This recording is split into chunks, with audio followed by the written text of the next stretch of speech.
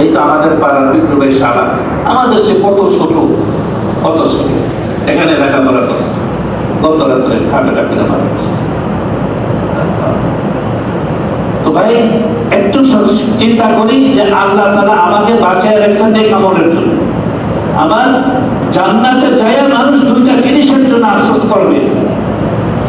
একটা হইল আল্লাহ আমি কেন সুবহানাল্লাহ একবার বেশি বললাম না, আমি কেন একবার দুই রাকাত নামাজ বেশি পড়লাম না, আমি কেন একটু তাসবিহ বেশি পড়লাম না, একটু নেক আমল বেশি করলাম। আর আফসোস করবে আল্লাহ যদি আমার দুনিয়াতে একটা দোয়া কবুল না করতেন, আফসোস করবে। মুমিনের কোনো দোয়া আল্লাহ তাআলা ফিরাবেন না। কোনোটা নগদ দেন, কোনোটা কিছু পরে দেন, কিছুটা বয়সের শেষে দেন, অথবা দেন না কিন্তু ফিরাবেন না, এটা ডিপোজিট করে রেখে দেন, জান্নাতে সব পাইতে থাকবেন ইনশাআল্লাহ। আল্লাহর ওয়াদা। আফসোস করবে দুনিয়াতে যদি এত অভাব, এত আল্লাহ তো থাকতে দেখেই গেছে, আমি কেন খালি দোয়া করি আল্লাহর কাছে কি করছি। আমি একটা ঘটনা বলছিলাম, দেওবন্দ মাদ্রাসার এক ছাত্র পড়তে গেছে, তার খানার ব্যবস্থা নেই, অবস্থা খুব দৈন্যশীন্য। হুজুররা বলছেন বাবা তুমি খানায় বছরের মাঝখান দিয়ে তোমার খানার কোনো ব্যবস্থাও করা যাবে না, আর তুমি টাকা পয়সাও দিতে পারবে না, তোমাকে আমরা রাখতেও পারবো না। ছেলেটা নাছোড় বান্দা। হুজুর বললেন যে তোমাকে আমি সুযোগ করে দিতে পারি, তবে একটা শর্ত আছে, কারণ মেহনত করে যে জিনিস পাই সেটার প্রতি কদর থাকে।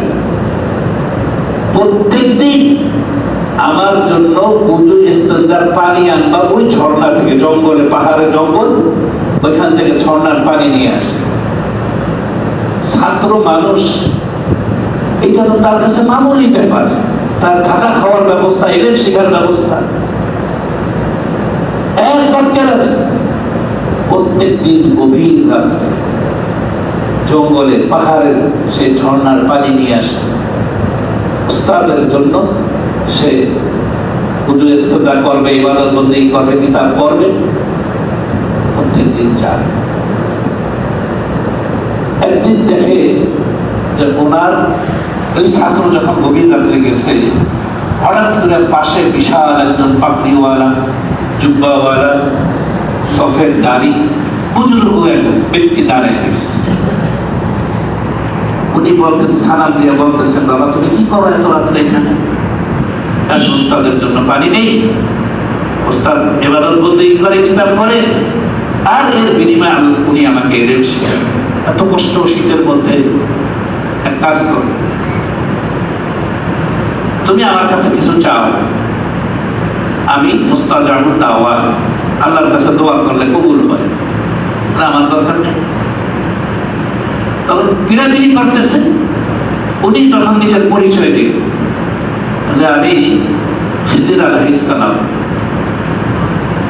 আল্লাহ আমার দোয়া কবুল করে, তোমার প্রয়োজন আমার কাছে বলো, আমি আল্লাহর কাছে দোয়া করব। বিরাজিনী করতেছে। ছাত্র জবাব দিচ্ছে, আপনি যখন দোয়া কবুলই হয় তাহলে আমি একটা দোয়া করতে বলবো, পারবেন? বলে বলো। বলে আমার তাকদীরে যেটা নাই সেটার জন্য দোয়া করেন। তাকদীরে যেটা নাই, বাবা এইটা তো সম্ভব না। তাকদীরে যেটা আছে সেটা তো আসবেই, যেটা নাই সামনে দিয়ে চলে যাবে, উপায় নাই ধরার, এটা তো সম্ভব না। তাইলে আপনার কাছে আমি দোয়া কেন চাইব? আল্লাহ তো আমাকে সৃষ্টি করার না, এই আসমান জমিন সৃষ্টি করার 50,000 বছর আগে তাকদীরে লিখে রাখছে। আল্লাহ রাসূল যখন মেরাজে গেছেন, ওই লৌহে মাহফুজের মধ্যে এই তাকদীর লেখছে, কলমকে বলছেন, আল্লাহ তাআলা কলমকে হুকুম করেছেন। সর্বপ্রথম আল্লাহ তাআলা কলমকে সৃষ্টি করেছেন, কলমকে হুকুম করেছেন উক্তুব। কলম বল ভয় পাইয়া পেটে গেছে, বলছে লা মা আক্তুব, আমি কি লিখব? আল্লাহ বলছেন যে উক্তুব আত-তাকদীর ইলা ইয়াউমিল কিয়ামah, কিয়ামত পর্যন্ত যা কিছু আসবে মাখলুক সবার তাকদীর লেখা থাকে। তাকদীরে লেখছে ভয় পেয়ে কলম ফেটে গেছে, আল্লাহ ধমকে শোনাইছে, লেখছে যে খস খস খস খস একটা শব্দ হয়েছে। হাদিস শরীফের মধ্যে আছে আল্লাহ রাসূল এসে বলেন যে আমি মেরাজ যখন গেছি ওই রেকর্ডিং, ওই যে সবাই আগে তাকদীর কলম তৈরি করে তাকদীর লেখা হয়েছে, এই আওয়াজ আল্লাহ তাআলা আমাকে শুনাইছে। এই তাকদীর তো আসবে, এই জন্য তাকদীরে যেটা আছে সেটা আসবে, তাকদীরে যেটা নাই সেটা আসবে না হাজারো চেষ্টা করলে। আর তাকদীরের উপরে বিশ্বাস করা ঈমানের একটা বহুত বড় অঙ্গ। তাকদীরের উপরে বিশ্বাস না থাকলে আমাদের ঈমান থাকবে না। এখন ওই ব্যক্তিও জান্নাতে যাইয়া আফসোস করবে, কেন আমি তাকদীরের উপরে ভরসা করলাম না, আমি কেন এত দোয়া করে আল্লাহর কাছে চাইলাম, এত কিছু পাইলাম। অনেকেই তো পাই নাই, সব থেকে এখন সব পাইতেছে, আফসোস করে। তো ভাই তাকদীর নিয়ে কথাবার্তা বেশি বলা যাবে না, এর মধ্যে অনেক প্রশ্ন আসবে। তারপরেও কথা হলো আমরা চেষ্টা করে যাইব, আল্লাহ ভাগ্যে যেটা রাখছে সেটাই দেবো, তাকদীর না পাইলে তাকদীরকে মেনে নিব। এখন কথা হলো এই রাত্রে আমরা কি ইবাদত বন্দেগী করব। প্রথমে বুঝে নেই শবে কদর, শবে বরাত, এই দুই রাত্রি তো আমরা একটু রাত্র জাগরণের চেষ্টা করি। এই রাত্রগুলিতে নির্দিষ্ট কোনো নামাজ নাই। শবে কদরের নামাজ নিয়ত করে আমি লাইলাতুল কদরের 2 রাকাত নামাজ নিয়ত করলাম, একবার সূরা ফাতিহা, তিনবার ইখলাস, ওই সেই অনেক ছোট ছোট বইতে অনেক কিছু লেখা আছে, কিন্তু এগুলি কোনো কোরআনেও নাই, হাদিসেও নাই। কারণ ফাকারাউ মা তায়াসসারা মিনাল কোরআন, আল্লাহ বলেন কোরআনের মধ্যে তোমরা যেখান থেকে সহজ সেখান থেকে পড়ো। ওই যে 12 রাকাত বলে এটা তাহাজ্জুদের নামাজ, কথা বলছি। এই জন্য আমরা ইবাদত বন্দেগীর মধ্যে রাতটা কাটানোর চেষ্টা করব। কারো যদি আমার ইবাদতের মাধ্যমে কারো যেন ঘুমও নষ্ট না হয়, খেয়াল রাখবো। কথা বুঝে আল্লাহর কাছে কান্নাকাটি করবো, খাস দিলে তওবা করবো। তওবাটা কি জানেন? তওবা তো কিতাবওয়ালারা লেখছে মৌলিক শর্ত হলো 3টা, আর একটা বাড়াইছেন পরে 4টা। 1 নম্বর তওবা হলো যে আমি এই অপরাধ আর জীবনে করব না, দৃঢ় সংকল্প করা। 2 নম্বরে হইল এই অপরাধের জন্য আল্লাহর কাছে লজ্জিত হওয়া, নিজেকে অপমানিত মনে করা, অনুশোচনা করা, কান্নাকাটি করা। এগুলির মাধ্যমে তো নিজেকে অপরাধী মনে করা, অনুশোচনা, অনুতপ্ত হওয়া, লজ্জিত হওয়া, এরপরে কান্নাকাটি করা। 3 নম্বর আল্লাহর কাছে মাপ চাওয়া। এইগুলো মৌলিক 3টা শর্ত। 4 নম্বর শর্ত হইল আমি যদি কারো হক নষ্ট করিয়া থাকি, প্রতিবেশীর হোক, ভাই হোক, বোনের হোক, বিবির হোক, বাচ্চার হোক, কারো হক নষ্ট করিয়া থাকি, তাইলে তার কাছে মাপ চাইতে হইব, আল্লাহর কাছে মাপ চাইতে হবে না। আগে তার থেকে মাপ নিতে হবে, তারপরে আল্লাহর কাছে মাপ চাইতে হবে। এখন এগুলি তো কিতাবওয়ালারা লেখা শর্ত, কিন্তু আসল তওবাটা কি জানেন? যখন সে মনের মধ্যে একটা ধাক্কা রাখবে, কি করলাম, এই আহটাই হইল তওবা। কথা বুঝে আসছে? আহটা তো আপনি নকল বুঝে ড্রামা করে করতে পারবেন না, এটা তো ভিতর থেকে আসবে যে এই গুনার জন্য, এই অপরাধের জন্য এই শাস্তি, জীবনে এত অপরাধ কত করলাম, আমার কি হবে, এই আহটাই বুঝে আসবে তওবা। এই জন্য আল্লাহর কাছে একেবারে খাস দিকে তওবা করি, কারণ আমরা কেউই গুনাহ থেকে খালি না। আমি ঘটনাটা বলছিলাম, অনাবৃষ্টি, খরা, চৌচির হয়ে যাইতেছে। মুসা আলাইহিস সালামের জমানায় সবাই দৌড়ে আসছেন, আল্লাহর নবী আল্লাহর কাছে দোয়া করে, নামাজ পড়ে, বৃষ্টির জন্য হাহাকার আপনাদের জীবন চাইতেছে। মাঠের মধ্যে সমস্ত লোক জমা করলেন। ইস্তিসকার নামাজ নিয়ম করা হলো 3 দিন। 3 দিনের মধ্যে যদি বৃষ্টি না আসে, এই কথা মনে করা যাবে না এখানে কোন আল্লাহর ওলি নেই, দোয়া কবুল হয় নাই, আল্লাহ দেন নাই কেন, এই কথাও বলা যাবে না। সর্বোচ্চ 3 দিন মুসা আলাইহিস সালাম সমস্ত কওমকে নিয়ে পাহাড়ের পদদেশে রৌদ্রের মধ্যে নামাজ পড়ে আল্লাহর কাছে কাঁদতেছেন, আল্লাহ বৃষ্টি দাও, এই সমস্যা। প্রথম দিন বৃষ্টি হলো না, 2য় দিন সবাই জমায়েত হলেন, অনেক কান্নাকাটি, 2য় দিনও বৃষ্টি হলো না। 3য় দিন যখন সবাই সমবেত হয়েছে, কান্নাকাটি করতেছে নামাজ পড়ে, আল্লাহ তাআলা মুসা আলাইহিস সালামের কাছে ওহী পাঠাইছেন, মুসা এই ভরা মজলিসের মধ্যে হাজার লক্ষ জনতার মধ্যে এমন এক বান্দা আছে আমার যে এত অপরাধী এত অপরাধী এত অপরাধী, তার জন্য আমি মিষ্টি দিতে পারতেছি। তাকে এখান থেকে না সরাইলে আমি তোমাদের দোয়া কবুল করব। এলান করে দাও। মুসা আলাইহিস সালাম এলান করে দিলেন জনসমুদ্রের মধ্যে যে মালিকের গোলাম হলে এত নিয়ামত ভোগ করার পরে এমন মস্ত বড় অপরাধী কে আছো, সে যদি বের না হয়ে যাও তাহলে আল্লাহ মিষ্টি দিবেন না। ওই ব্যক্তি তো ওই মজলিসের মধ্যে জনসমুদ্রের মধ্যে আছে, নিজের কলমে তো খবর হয়ে গেছে যে আমার মতো অপরাধী এই জনসমুদ্রের মধ্যে নাই। উনি মনে মনে আল্লাহকে ডাকলেন, স্মরণ করলেন, আল্লাহ এতটা বছর তুমি আমার দোষকে গোপন রাখছো, সত্তারুল উয়ুব, দোষ গোপন করনেওয়ালা নাম রাখছো তুমি। আজকে যদি আমি উঠা যাই, সারা জীবনের জন্য আমি কলঙ্কিত হয়ে যাবো মানুষের সামনে। আমি চোখের পানি ফানায় গেছে, মাথা নিচু করিয়া ধীরে ধীরে তওবা করে পারিস, আল্লাহ আমি খাস দিলে তওবা করলাম, তুমি আমাকে এত বড় লজ্জা দিও না, আমি আমার কাছে ক্ষমা চাই। সাথে সাথে অঝরে বৃষ্টি চলে। মুসা আলাইহিস সালাম দেখলেন সবাই তাকায় রইল, কোনো লোক তো উঠে যায়। আল্লাহ জানাই দিলেন বৃষ্টি দিবেন না, কোন অপরাধী লোক আছে। আবার কোন লোক চলেও যায়নি, তাহলে এত বৃষ্টি কেন হইল, আল্লাহ আমার সাথে কেমন ব্যবহার করলেন? দুই রকম। মুসা আলাইহিস সালাম আল্লাহকে ডাক দিয়ে বললেন, হে আল্লাহ, আপনি বলেন কোন ব্যক্তি তো চলে গেলে দেখলাম না, কিন্তু আপনি তো বললেন যে সে না উঠলে বৃষ্টি দিবেন না, বৃষ্টি দিয়ে দিলেন। মুসা সে যে বৈশার জায়গায় বৈশা আমার কাছে খাস দিলে তওবা করছে, তাহলে তার দিলের হালত তো আমি জানি, আমি তাকে মাফ করে দিয়ে বৃষ্টি দিয়ে দিলাম। এখন মুসা আলাইহিস সালাম আল্লাহকে বলে, ওই ব্যক্তি কত বড় নেককার হয়ে গেলেন না, তওবা করে সমস্ত গুনাহ মাফ। শুধু তাই না, হাদিসের মধ্যে আসছে শুধু গুনাহ মাফই করবেন না, যদি খাস দিলে তওবা করা হয় তাহলে ওই গুনাহর জায়গাগুলি আল্লাহ তাআলা নেকের দ্বারা পরিবর্তন করে দেন। তখন মুসা আলাইহিস সালাম আল্লাহর কাছে ফরিয়াদ করলেন, আল্লাহ ওই ব্যক্তিটাকে আমাকে একটু দেখেন, এত আপনার কাছে চলে গেছে তওবা করিয়া।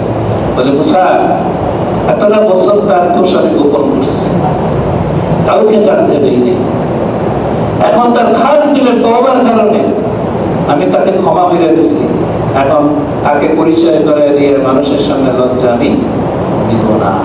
তওবার হাজারো ঘটনা আছে, হাজারো ঘটনা আছে। একটা কথা বলে একটা ঘটনা বলে শেষ করি। ইমাম আহমদ ইবনে হাম্বল রাহমাতুল্লাহ আলাইহি, চার ইমামের এক ইমাম, উনি একদিন এক সফরে মক্কা মদিনায় আসছেন। আসার পরে ওনার ওই তৎকালীন সময়ে ইমাম, একজন বড় ইমাম, চার ইমামের, ওই জায়গায় ওনাকে কেউ চিনে না। একমাত্র মালিক রহমতুল্লাহ আলাইহি, ইমাম যে মালিক রহমতুল্লাহ, উনি ছিলেন মদিনার লোক, আর সবাই ছিল মক্কা মদিনার বাইরে। উনি আসছেন শীতের কনকনে শীত, উনি সফরে সন্ধ্যা হয়ে গেছে, একটা মসজিদে মাগরিবের নামাজ পড়তে ঢুকছে। ওইটা দেখেন যে বাহিরের যে পরিস্থিতি, এখন বাহিরে উনি কোথায় যাইবেন, ওনার তো পরিচয় কেউ পরিচিত কেউই নাই। উনি যে গন্তব্যে যাবেন, এই গন্তব্য অনেক দূরে, দিনে সারা সফর করা শুরু করা সম্ভব না, আর এই কনকনে শীতের গন্তব্যে দিতে পারবেন না। উনি চিন্তা করলেন যে আমি এশারের নামাজটা পড়ব মসজিদ, এশারের নামাজটা পড়ে মসজিদে বিদায় যাব, সকালে আমি আমার সফর শুরু করব। দোকানে রীতিমত উনি মাগরিবের নামাজ পড়লেন, এশারের নামাজ পড়লেন, পড়ে এখন সবাই চলে গেছে, উনি উঠেন না। মসজিদের যে খাদেম, উনি বললেন, উনি তো চিনেন না। বলে, ভাই আপনি মসজিদের বাইরে যান, আমি মসজিদ আটকাই। বলে, ভাই অনুনয় বিনয় করছে, অনুরোধ করছে, ভাই আমি অনেক দূর থেকে মুসাফির, নিজের পরিচয় দেয় না, আমি মুসাফির মানুষ, আমি এই শীতের মধ্যে কোথাও যাওয়ার জায়গা নাই, আপনি একটু দয়া করে থাকতে দেন। বলে, আমার সমস্যা আছে, কর্তৃপক্ষ জবাবদিহি করতে হবে, মেহেরবানি করে আপনি বের হয়ে যান। ওনার সাথে আর বাড়াবাড়ি করে নাই, লোকটা বের হয়ে গেছে। দেখা যায় কাছে একটা ছোট্ট দোকান বা একটা দোকান আছে, একটু আলো দেখা যাইতেছে, ওখানে গেছে। যাই দেখেন যে একটা যুবক রুটি বানাইতেছে, চুলায় আগুন জ্বলতেছে, রুটি বানাইতেছে। তখন তাকে যে বললো যে ভাই, আমি কি এই রাত্রটা আপনার চুলার কাছে বসে একটু গরম নিয়ে মানে আরামের সাথে রাত্রি যাপন করতে পারি, আপনার কোনো সমস্যা? বলে না, আমার কি সমস্যা, আপনি আমার চুলার কাছে থাকবে, সারা রাত্র রুটি বানাই, লোক নাচবে, খাইবে, আপনার থাকার সমস্যা নেই। তো উনি বসে রয়েছেন চুপচাপ, দেখতেছেন যুবকটায় রুটির খামিরা বানাইতেছে, রুটি বেলতেছে, রুটি সেকতেছে, রুটি বিক্রি করতেছে, ক্যাশে টাকা রাখতেছে। মানে যতক্ষণ উনি ছিলেন প্রতিটা মুহূর্তে শুধু তার জবানে আস্তাগফিরুল্লাহ আস্তাগফিরুল্লাহ আস্তাগফিরুল্লাহ এই তাসবিহ ছাড়া কিছু না। ইমাম আহমদ বিন হাম্বল রাহমাতুল্লাহ আলাইহি থেকে আশ্চর্য হলেন, যুবক মানুষ এই আমল, তার এর কোনো কথাবার্তা নাই, তার হাতে কাজ চলতেছে আর জবানে এই জিকির চলতেছে। তখন কৌতূহল বশত জিজ্ঞাসা করলেন, ভাই আপনাকে একটা কথা জিজ্ঞাসা করতে হবে। বলে বলেন। বলে আল্লাহকে পাওয়ার বা নেক আমল অর্জন করার বহুত তাসবিহ আছে, সুবহানাল্লাহ, আলহামদুলিল্লাহ, লা ইলাহা ইল্লাল্লাহ, দুরূদ শরীফ, কত কিছুই তো আছে। আপনাকে ঘন্টার পর ঘন্টা দেখলাম শুধু একই তাসবিহ করতেছেন, আস্তাগফিরুল্লাহ আস্তাগফিরুল্লাহ। বলে এটা, বলে আমি দীর্ঘ বছর যাবত এই তাসবিহ করতেছি, পড়তে পড়তে এখন আমার হালত এরকম হয়েছে, আমি মুস্তাজাবুদ দাওয়া হয়ে গেছি। আমি যেই দোয়াই করি আল্লাহ সাথে সাথে কবুল করেন, কিন্তু একটা দোয়া এখন পর্যন্ত কবুল করেন নাই। মুহাম্মদ আহমদ বিন হাম্বল রাহমাতুল্লাহ আলাইহি জিজ্ঞাসা করছেন, আশ্চর্য হয়ে, সব দোয়া কবুল, একটা দোয়া কবুল হয় না, সেটা কি? যুবক বলতেছে, আমি আল্লাহর কাছে দোয়া করছি, আল্লাহ এই জমানার ফকিহ ইমাম আহমদ ইবনে হাম্বল, তার সাথে মোলাকাত না করাইয়া তুমি আমাদের দুনিয়া থেকে দিও না।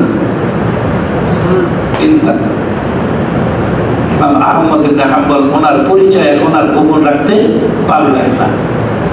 চোখের পানি ছাইড়া দিয়া দাঁড়াইয়া উঠা বলল যে ভাই, আমি তোমার এই দোয়াটাও কবুল হয়ে গেছে। আমি আহমদ ইবনে হাম্বল সাথে সাথে বাধা করে ধরিয়া মোনাকাত করলেন, টানলেন আল্লাহর কাছে। হাজারো ঘটনা আছে। তওবা ছাড়া আমাদের আর কোনো রাস্তা নেই।